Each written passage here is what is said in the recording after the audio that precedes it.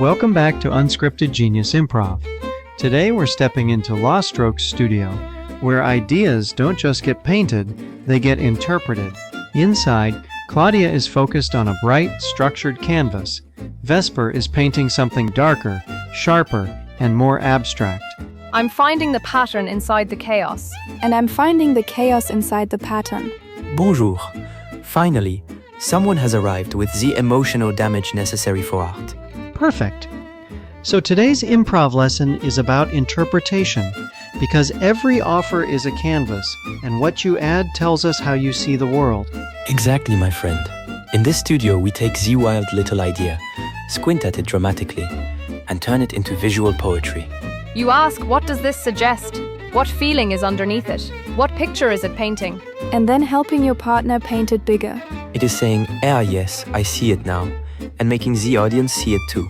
So next time you're on stage, don't just hear the offer. Picture it, feel it, interpret it. Because every scene starts as a blank canvas, and the moment you commit, the painting begins. And if all else fails? Add specificity. Add emotion.